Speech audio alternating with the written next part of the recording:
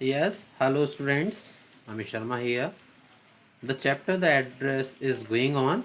Now we are here. I had remembered it. मेरे को ये याद था. पहले इसके बारे में बता दें स्टूडेंट्स कहाँ हम चल रहे थे. मिसिज एस की जो बेटी है हॉलैंड में जो रहती थी वहाँ पर वर्ल्ड वार के कारण उनका सब कुछ जो सामान था जो लेडी ने ले लिया था जिसके यहाँ वो आई थी. एड्रेस पढ़ा था हमने मार्कनी स्ट्रीट नंबर 46. अब वो देखने आई थी उस सारे सामान को उसको यादें को ताज़ा करने आई थी.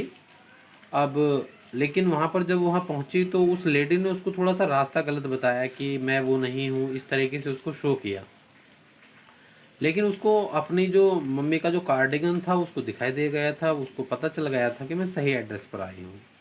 लेकिन जब उसने इस तरह धोखा दिया तो वहाँ से लौट रही थी, लौटते हुए अपनी वही फ्लैशबैक में जाकर सोच रही थी और उन बातों को याद कर रही थी कैसे कैसे हुआ था, कैसे कैसे वो लेडी हमारे यहाँ आई थी और कैसे कैसे वो सामान को लेके जाती थी. Okay, now we are starting here. I had remembered it, मेरे को ये सब याद था. But I had waited long time to go there, लेकिन मेरे को यहाँ पर आने के लिए, यहाँ जाने के लिए बहुत लंबा समय का इंतज़ार करना पड़ा. जो युद्ध हुआ था, युद्ध के बाद में जो उसकी मदर थी वो तो एक्सपायर हो गई और वो जब बड़ी हुई, समझदार हुई, वहाँ का वातावरण सही हो गया, तब वो आती है वहाँ पर. इनिशियली आफ्टर द लिबरेशन, जब आज़ादी हो गई वहाँ पर सबको, I was absolutely not interested in all that stored stuff and naturally I was also rather afraid of it. तो वास्तव में उसने बताया कि मेरी कोई रुचि नहीं थी उस सामान को देखने की और स्वाभाविक रूप से मुझको उससे डर भी लगता था उस सामान को देखने से, क्योंकि उसकी यादें जुड़ी हुई थी उसकी माता जी की उससे. Afraid of being confronted with things that had belonged to a connection that no longer existed. वास्तव में मुझे डर था जब मैं उन चीज़ों का सामना करूंगी जो मुझसे पहले से ही जुड़ी हुई थी, जो अब मेरी माताजी अब इस दुनिया में नहीं है. विच वो हिडन अवे, जो छिप गई थी cupboards, boxes and waiting in when until they were put back in their places. अलमीरा में, बॉक्सेस में, और वो इंतज़ार कर रही थी व्यर्थ में ही कि कब उन्हें वापस उस स्थान पर रखा जाएगा. Which had endured all those years because they were things, जिन्होंने ये सब चीज़ें सही थी उन सभी वर्षों में क्योंकि वो चीज़ें थी. बाकी अगर व्यक्ति होता तो वहाँ से निकल भागता, लेकिन वो चीज़ों के कारण, नॉन लिविंग होने के कारण वो वहीं पर पड़ी रही. But gradually everything become more normal again. लेकिन अब क्या होता है, धीरे धीरे अब हर चीज़ नॉर्मल हो गई थी. Bread was getting to be lighter colour, अब जो खाना था वो भी लाइटर कलर में होने लगा था. मीन्स ये एक ऑटोमेटिक सेंटेंस है कि अब लोगों को खाना भी आसानी से मिल रहा था. There was the bed you could sleep in unthreatened, ऐसा बिस्तर भी होता था जहाँ पर आप बिना किसी थ्रेट के सो सकते थे, मतलब कोई चिंता नहीं होती थी, डर नहीं होता था. A room with a view you were more used to glancing at each day, एक कमरा भी था जिसको तुम रोज़ देख सकते थे. And one day I notice I were curious about all the position that must still be at that address. एक दिन अचानक क्या हुआ, मैं बड़ी उत्सुक हो गई और मेरे को लगा कि ये सारी चीज़ें हैं ना मेरे इसी स्थान पर होनी चाहिए, इस एड्रेस पर होनी चाहिए. I wanted to see them, touch and remember, मैं उनको देखना चाहती थी, स्पर्श करना चाहती थी, याद करना चाहती थी. After my first visit in when Mrs Darling's house I decided to try a second time. आपको पता है कि जो पहले विजिट हुई थी वो तो इन वेन गई थी, कोई यूज़ नहीं होता उसका, लेकिन वो दूसरी बार यात्रा करना चाहती थी उसके यहाँ. Now a girl about 15 open the door to me. अब की बार जब मैं वहाँ पर गई तो एक लगभग 15 ईयर्स की लड़की ने दरवाज़ा खोला. आई asked her if her mother was at home, मैंने उससे पूछा, आइडिया लगाया इसकी बेटी होगी, और उससे पूछा क्या उसकी माताजी घर पर है. नो, नहीं. She said my mother's doing an errand, उसने कहा मेरी माताजी कुछ ज़रूरी काम से गई हैं. No matter, I said I will wait for her, मैंने कहा कोई बात नहीं, मैं उसका इंतज़ार कर लूँगी. आगे आते हैं page number 13. I followed the girl along the passage, मैं उसके पीछे पीछे उस रास्ते से गई. एंड ओल्ड फैशन आयरन हनु candle holder hung next to the mirror. तभी मुझे देखा, मेरे एक घर की चीज़ मुझे दिखाई दी. ओल्ड फैशन आयरन हनु कैंडल होल्डर, एक जैसे मोमबत्ती रखने का स्टैंड होता है उसमें काफ़ी सारी मोमबत्तियाँ रखी जाती हैं जो फेस्टिवल पर यूज़ होता है, वो रखा हुआ था मिरर के पास में ही. वी नेवर यूज्ड इट, हमने इसका कभी यूज़ नहीं किया था. Because it was much more, क्योंकि ये बहुत हैवी था, है ना, cumbersome means heavy.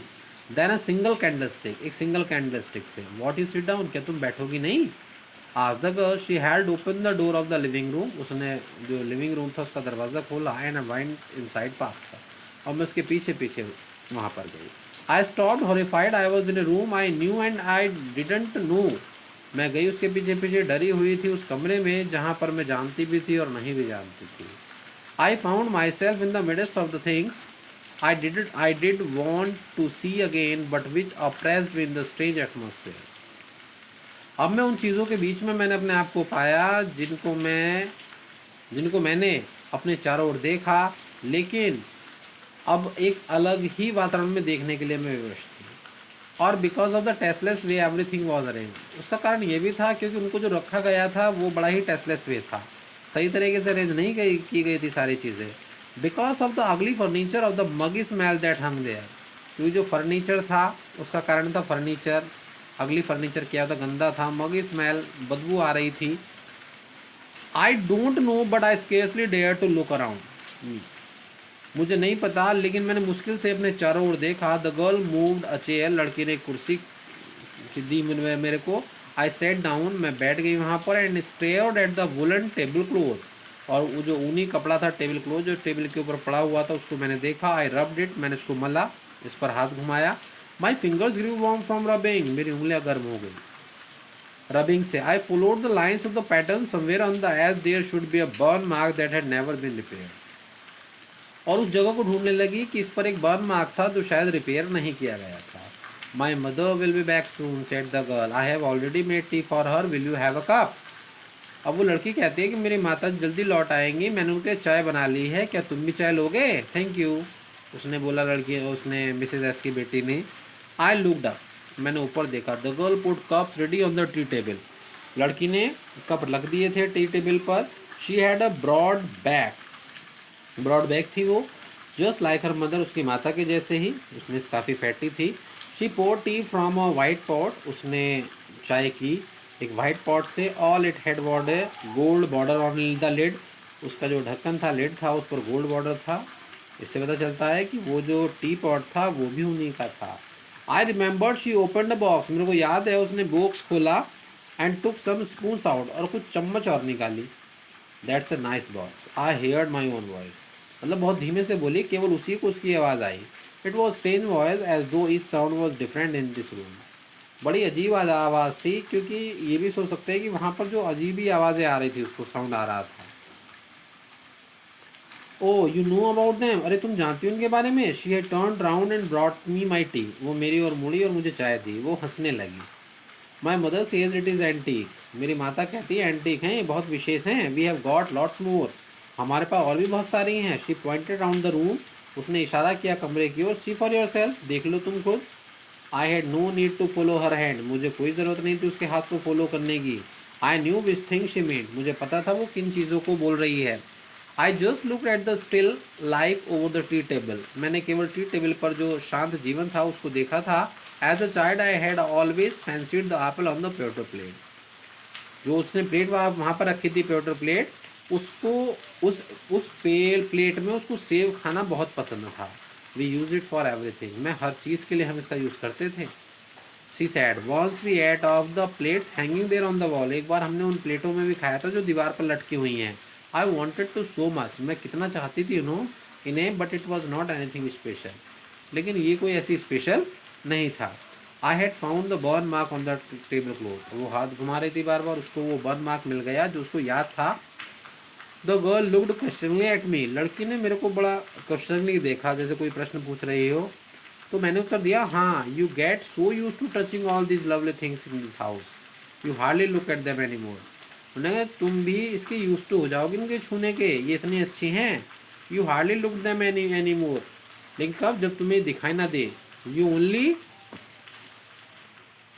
Only notice वह समथिंग इज मिसिंग, तुम केवल उन चीज़ों को तब मिस करोगी, नोटिस करोगी जब वो मिसिंग हो। Because it has to be repair, या तो वो रिपेयर होनी है, और because you have lent it, ये तुमने उसको लेंट किया है, उधार लिया है। फॉर एग्जाम्पल, उदाहरण के लिए, again I hear the unnatural sound of my voice, फिर अचानक से मैंने अपने अननेचुरल साउंड सुना, वो खुद से बोले थे धीमे धीमे। I went on, I remembered my mother once asked me if I would help her to polish the silver, अब मेरे को याद आया कि एक बार मेरी माता ने मुझसे कहा था कि तुम मेरी मदद करोगी इन सिल्वर को पॉलिश करने में। It was a very long time एगो, ये बहुत पहली बात है। And I was probably board that day, और शायद मैं उस दिन बहुत बोर हो रही थी, और perhaps I had to stay at home because I was ill. शायद मैं उस दिन घर पर रुकी हुई थी क्योंकि मैं बीमार थी। As she never ask me before, क्योंकि उन्होंने पहले मुझसे कभी ऐसा नहीं पूछा था। I asked her which silver she mean, फिर भी मैंने उनसे पूछा कौन सी सिल्वर की बात कर रही हो वो मालूम। And she replied surprise that it was the spoon, और तब उन्होंने उत्तर दिया था हैरान होकर, ये वो स्पून्स हैं, फॉक्स है, नाइफ्स हैं, चाकू फॉक्स वगैरह हैं ये। Of course that was the strange thing, वास्तव में ये बड़ी अजीब चीज़ थी। I didn't know the cutlery we ate off every day was silver, हमें तो पता ही नहीं था जिन बर्तनों में हम खाना खाते थे कटलरी में, वो सारे के सारे चांदी के बने थे। द गर्ल लाफ्ड अगेन, लड़की हंसने लगी। I bet you don't know it is I इधर, मैं शर्त लगाती हूँ शायद, लेकिन तुम इन्हें नहीं जानती। I looked intently at her, मैंने उसको इंटेंटली देखा। What we eat with, she asked, उसने पूछा, उसने कहा कि हम इन्हें किस चीज़ से खाते हैं। वेल डू यू नो, तुम जानती हो।